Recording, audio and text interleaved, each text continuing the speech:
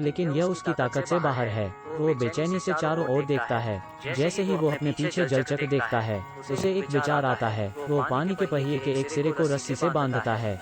Water wheel को चालू करने के लिए अपने वजन का प्रयोग करता है। वो सफेद घोड़े को किनारे पर खींचने में सफल होता है। जब यह इस उद्धारकर्ता को देखता है, सफेद घोड़ा बहुत प्रसन्न होता है और आंसू बहाता है। आदमी सफेद घोड़े की गर्दन से रस्सी खोल देता है। सफेद घोड़ा अत्यंत आभारी है और फिर वो घोड़ा भाग जाता है और सीधे आसमान में उड़ जाता है। उसका नाम अविक है। जब वो उठता है तो उसके पास 2 और प्रतिष्ठा वाले घोड़े होते हैं। एक बातूनी छोटा गधा भी होता है। छोटा गधा उससे कहता है कि यह सब कल रात के सफेद घोड़े का है। अविक को धन्यवाद देने के लिए छोटा गधा उसे अपने मालिक के रूप में सेवा करने का फैसला करता है। लेकिन अविक को गेहूं का वो खेत याद आता है जिसे सफेद घोड़े ने कल रात खराब कर दिया था और किसान गुस्से में था।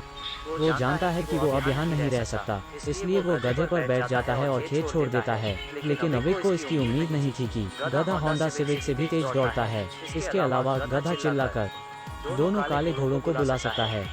और अब अविक एक यात्रा पर निकलता है। वो एक खूबसूरत देश में आता है, पर उसे विश्वास नहीं हो रहा होता। राजा उसे दूरबीन से देखता है और तुरंत उसके 2 कीमती घोड़ों को देखता है। वे सीधे उसके घोड़े ले जाते हैं। अविक का उदास चेहरा देखकर गधा बहुत दुखी होता है, तो वो जोर से चिल्लाता है। घोड़े तुरंत पीछे भागते आ जाते हैं। राजा उनका पीछा करता है। गलती से राजा आटे में फंस जाता है और स्नो वाइट में बदल जाता है। राजा अपने लोगों के सामने अपना चेहरा बचाना चाहता है, इसलिए उसे लगता है कि अविक को तुरंत दंडित करना अच्छा आदर्श नहीं है। इसलिए वो अविक को आग फीनिक्स को मारने का आदेश देता है। धार्मिक जानवर जो अक्सर अपने सैनिकों पर हमला करता है। अविक रेगिस्तान के निखलिस्तान में आया जहाँ फायर फीनिक्स रहता है। जब रात होती है तो पाइन शंकु का उपयोग करता है जिसे उसने पहले ही चारा के रूप में चुना है। अचानक रेत के नीचे से लाल बत्तियां निकलती हैं। आग से भरे पूरे शरीर के साथ एक फीनिक्स उठती है। इसके सामने चीड़ के शंकु को देखते हुए फायर फीनिक्स एक पाइन शंकु को आकाश में फेंकता है और सब निकल जाता है। ऐसा लगता है कि यह वास्तव में इस स्वाद का आनंद ले रहा है। लेकिन उसके तुरंत बाद फीनिक्स की खोपड़ी पूरी तरह से सुन्न हो जाती है। फिर वो जमीन पर गिर जाता है। यह पता चला है कि अविक ने पहले ही पाइन शंकु में नशीले पदार्थ डाल दिए हैं। पर जब अविक खुश होता है, एक पंजा उसके पीछे से फैलता हुआ खुलता है। फीनिक्स अपने चारों ओर लौसा चमकता है और उसका पीछा करता है। अविक जब लगभग पकड़े जाने वाला होता है, गधा ठीक समय पर फीनिक्स से टकराता है। फीनिक्स अब और भी उग्र हो गया है और पागलपन से अविक का पीछा करता है। जहाँ से भी गुजरता है, फीनिक्स उस जगह को आग में बदल देता है। अविक अपनी बुद्धि के अंत में है। वो अपना आखिरी पाइन शंकु फेंकता है। फीनिक्स सीधे शंकु को पकड़ता है और कुछ क्षण के बाद वो बेहोश हो जाता है। अगले दिन फीनिक्स अविक द्वारा कसकर बंधा हुआ होता है। लेकिन फायर फीनिक्स के आंसू देखकर अविक इसे सहन नहीं कर पाता। वो इसे मुक्त करने के लिए रस्सी खोलता है। फीनिक्स अपनी आज़ादी हासिल करता है। अविक को धन्यवाद देने के लिए वो उसे एक जादुई चमकता पंख छोड़ देता है। अविक राज्य में वापस आता है और राजा को बताता है कि फायर फीनिक्स उसका दोस्त बन गया और वो किसी को चोट नहीं पहुंचाएगा। और वो चमत्कारी पंख को सिजर के रूप में निकालता है। लेकिन फिलहाल यह एक साधारण पंख में बदल गया है। राजा ने अविक का सिर काटने का आदेश दिया था ताकि एक उदाहरण स्थापित किया जा सके। उस पल में पंख अचानक प्रज्वलित होता है। एक फायर फीनिक्स आसमान में मंडराता है और उच्चतम बिंदु पर बैठे। यह साबित करता है कि फीनिक्स वास्तव में अविक का दोस्त बन गया है। राजा कुछ नहीं कर सकता, लेकिन अविक को मुक्त कर देता है। लेकिन कुछ दिनों के बाद राजा आज्ञा देता है अविक को स्नो वर्ल्ड की तीर्थ यात्रा करने के लिए और स्नो प्रिंसेस को वापस राज्य में लाने के लिए। अविक स्नो पैलेस पहुंच जाता है। वो इसकी कल्पना भी नहीं कर सकता। वो 1000 मीटर ऊंचे बर्फीले पहाड़ पर स्थित है। उसे शीर्ष पर जाने में 3 दिन और रात का समय लगता है। अविक को कोई अभिभावक नहीं दिखता और वो स्काउट करने के लिए चला जाता है। अंत में उसे पता चलता है द्वार की रखवाली करने वाली बर्फ की एक मोटी परत है। उस सही समय पर फायर फीनिक्स के पंख ऊपर की ओर उड़ते हैं और वो बर्फ के माध्यम से निकाल जाते हैं। बर्फ तुरंत फट जाती है। गधा बर्फ की चपेट में आ जाता है और एक खड़ी चट्टान पर लटक जाता है। अविक पैलेस में प्रवेश करता है और राजकुमारी को जगाने के लिए पंख का उपयोग करता है।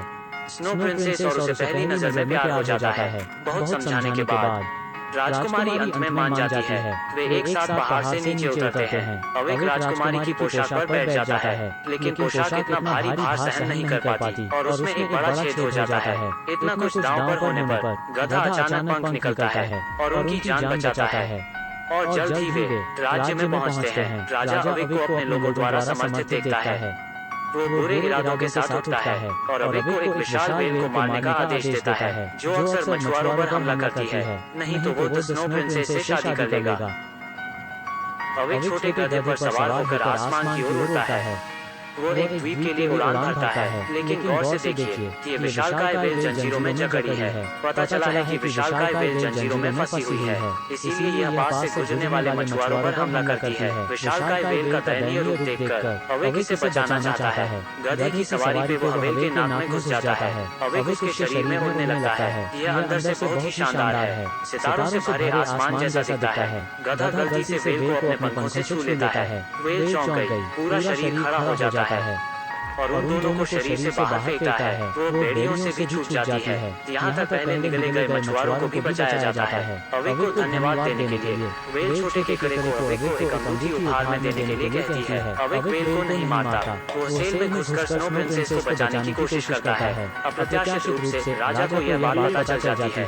अविक स्नो प्रिंसेस को अंगूठी देने जाता है। राजा दरवाजे तोड़ने के लिए सैनिकों का नेतृत्व करता है और अविक को गिरफ्तार करता है। छोटा गधा राजा की गोली से गंभीर रूप से घायल हो जाता है। अगले दिन अविक को निष्पादन के मैदान में ले जाया जाता है। यहाँ 3 लोहे के गलाने वाले टैंक हैं, जिनमें से 2 में गर्म पानी उबाल रहा है, एक में ठंडा पानी है। अगर अविक इन 3 टैंकों से बच जाता है तो राजा उसे जाने देगा। महल के मंच पर अविक ने स्नो प्रिंसेस से अपने प्यार का इजहार किया। राजा ने उसे सीधे टैंक के नीचे धकेल दिया।